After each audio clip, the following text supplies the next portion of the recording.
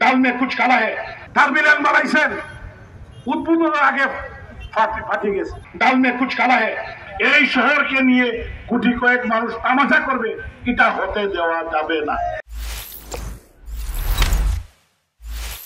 মাননীয় প্রধানমন্ত্রী 2800 কোটি টাকা দিয়েছেন, 1200 কোটি টাকা দিয়েছেন ট্রেনের সমস্যার জন্য।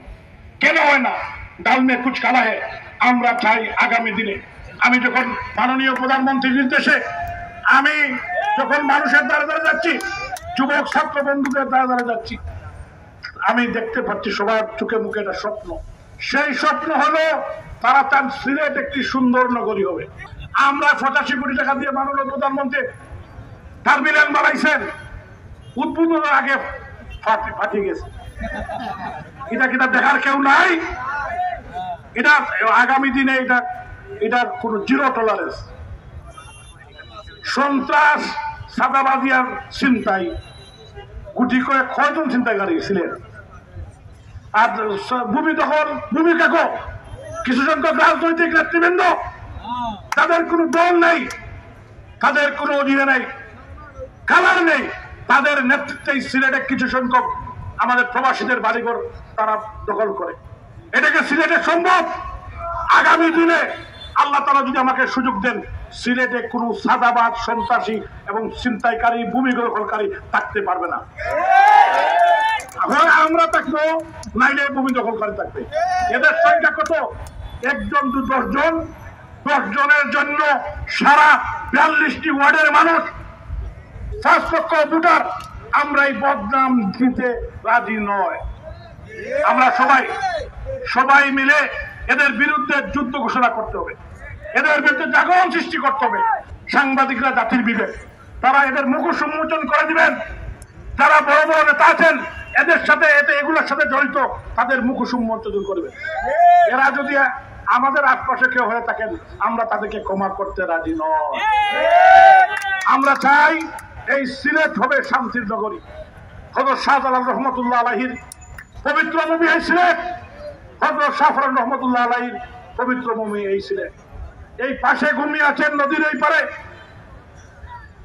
সিলেটের প্রথম মুসলমান হযরত বুরহানুদ্দিন রহমতুল্লাহ আলাইহি।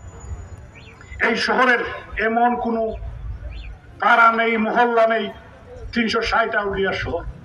অলি কুতুব গৌস সুফি সাধকরা ঘুমিয়ে আছেন। এই শহরকে নিয়ে কোটি কয়েক মানুষ তামাশা করবে, এটা হতে দেওয়া যাবে না। আপনারা আপনাদের এই সন্তানের জন্য, এই ভাইয়ের জন্য, সহযোগিতার জন্য আমাদের দলের ত্যাগী নেতা কর্মীরা আছেন, যাদের কেউ খোঁজ খবর নেয় না। আমি আপনাদের কথা বলছি, আমার দরজা আপনাদের জন্য সবসময় খোলা থাকে। সিলেট গ্রিন হবে, সবুজ গাছ আছে, বৃক্ষ আছে। সব বৃক্ষ কেটে ফেলা হয়েছে। কার স্বার্থে? এই সিলেটকে মরুভূমি বানানোর জন্য, আমাদের প্রাকৃতিক দুর্যোগের জন্য। আমরা এটা হতে দিব না। আগামী দিনে যদি আল্লাহ তাআলা আমাকে 21 জন আমাকে সেই সুযোগ দেন, আল্লাহ তাআলার হুকুমে আপনাদের ভোটে যদি আমি নির্বাচিত হতে পারি, তাহলে 1 কোটি গাছ সিলেট শহরে লাগাবো। শুধু আমরা 42টি ওয়ার্ডে, আমি সিটির কথাই বলতে চাই। আমি কি একা পারবো? না, আপনাদেরকে প্রত্যেককে 5টি করে গাছ লাগাতে হবে। আমরা জাগরণ সৃষ্টি করব। স্কুলের বাচ্চারা, শিক্ষক শিক্ষয়িত্রী, মসজিদের ইমাম মুয়াজ্জিন, মাদ্রাসার শিক্ষক বাচ্চারা, সাংবাদিক, বুদ্ধিজীবী, সুশীল সমাজ, শ্রমিক, ছাত্র, যুবক, সবাইকে আমরা জাগরণ সৃষ্টি করব। আগামী দিনে আমরা এই সিলেটকে একটি সবুজ নগরী করতে চাই, যাতে মানুষ আসলেই দেখে গাছ। এটা কি অসম্ভব? মানুষের অসাধ্য কিছু আছে? মানুষ কান্দে গেছে না? মানুষ প্লেন বানাইছে না? তাহলে আমরা গাছ লাগাইতে পারবো না? কত হইল? ট্রেন ঠিক করার লাগে প্রধানমন্ত্রী দিচ্ছেন 1350 কোটি। ট্রেন ঠিক হয়েছে? বৃষ্টি হইলে শহর ডুবে যায় 2 ঘন্টায়। এখানে আমাদের জেলা পরিষদের চেয়ারম্যান আছেন, যারে মাননীয় প্রধানমন্ত্রী নমিনেশন দিছে এবং তার নির্বাচিত হয়েছে। আজকে এই এলাকার এমপি আছেন হাবিবুর রহমান হাবিব সাহেব, ডক্টর একে আব্দুল মুমিন সাহেব আছেন 3 একর এমপি আছেন জানি, পররাষ্ট্রমন্ত্রী। আর আমি যদি 21 তারিখ মেয়র হই, আমরা 4 জনে মিলিয়ে যদি প্রধানমন্ত্রীর কাছে গিয়া সিলেটের উন্নয়নের ব্যাপারে কই, আমরা ফেরত দিবানি?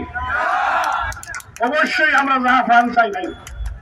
আগামী দিনে ইউনাইটেড ফ্লাইট, আমরা ইউনাইটেডলি সিলেটের ডেভেলপমেন্টের প্রশ্নে আমরা গ্যাস প্রডিউস করি সিলেটে 67% আমরা বিদ্যুৎ উৎপাদন করি, আর বিদ্যুৎ সিলেটের মানুষের পর্যাপ্ত বিদ্যুৎ পাবে না, এই বিদ্যুৎ আর কোনো জায়গায় যাবে না। গ্যাস সিলেটের মানুষ গ্যাস পাবে, তারপরে অন্য জায়গায় গ্যাস যাবে। সিলেট সিলেট আমাদের ঐতিহ্য, ইতিহাস, কৃষ্টি, কালচার। সিলেটের মানুষ আমাদের উসমানী হসপিটালে 150 কোটি টাকা দেন মাননীয় প্রধানমন্ত্রী। সেখানে গেলে কি দেখেন আপনারা? মানুষরা নিচে ঘুমিয়ে আছে। এটাকে সিলেট উসমানী হসপিটালে হওয়ার কথা ছিল। এটা কাজের জন্য, এটা আমরা জানতে চাই, সিলেটবাসী জানতে চাই। আল্লাহ তাআলা যদি আমাকে তৌফিক দেন, আপনারা যদি আমাকে নির্বাচিত করেন, আমার মা বোনদের কাছে সালাম পৌঁছে দিবেন, তারা যদি আমাকে ভোট দিয়ে নির্বাচিত করেন, ইনশাল্লাহ আপনাদের সন্তান আমার দেহে যতক্ষণ প্রাণ আছে এই সিলেটের উন্নয়নের প্রশ্নে, সিলেটের দাবির প্রশ্নে, সিলেটের মানুষের স্বাস্থ্য খাত, শিক্ষা খাত, রাস্তা ও ব্রিজ, কালপাট, সুরমা নদীকরণ, শহর রক্ষাবাদ, বিদ্যুতিক সমস্যার সমাধান সহ প্রত্যেকটি জিনিসের বিষয়ে আমি যুদ্ধ ঘোষণা করব। উন্নয়নের জন্য যুদ্ধ। এই যুদ্ধ যুদ্ধ নয়, সিলেটবাসীর দাবির প্রশ্নে যুদ্ধ।